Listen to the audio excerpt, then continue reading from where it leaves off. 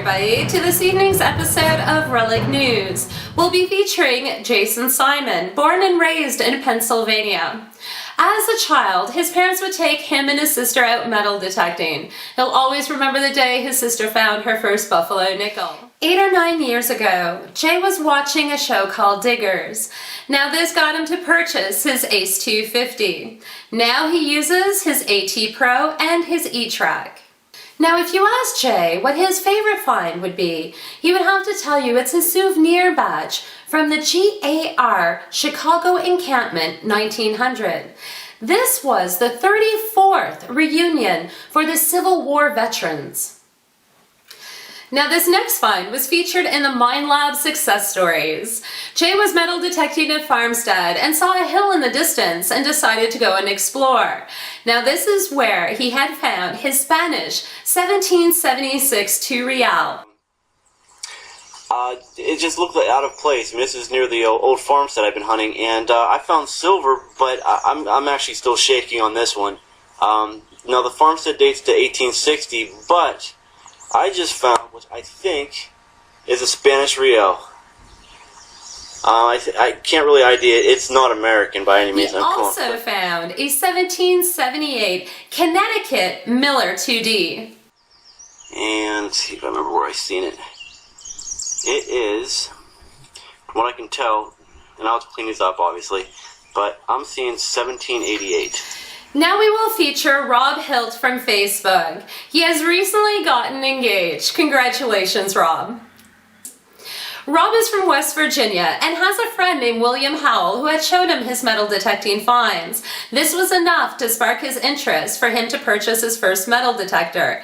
Now he hunts with the CTX 3030. Rob and Gary Adams created the group called History Hounds. They created this group to do presentations for the local historical societies of Pennsylvania and West Virginia. His two favorite finds were published in the September issue of the American Diggers magazine.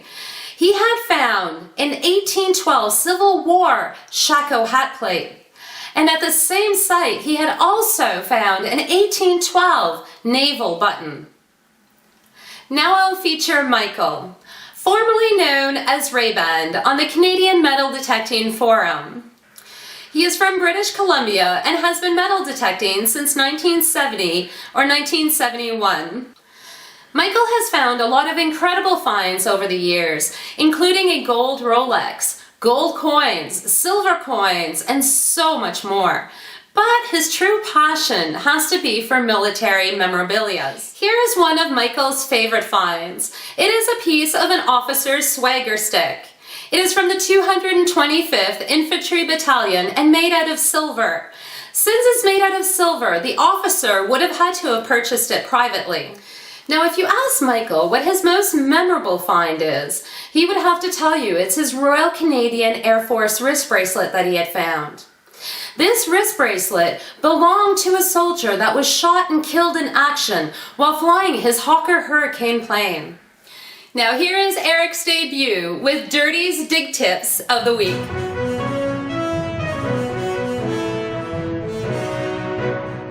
Hi everyone, and welcome to my first segment of Dirty DigTips of the week. When I'm out detecting a new location, I always try to find the high traffic areas. As you know, it's human nature to always use the straightest and shortest route.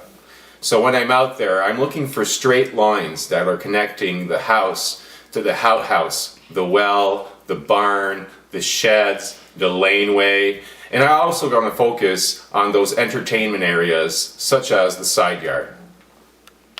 Thank you everybody for watching this episode. Don't forget to check out my new Facebook group called Relic News. And I look forward to seeing you all next week.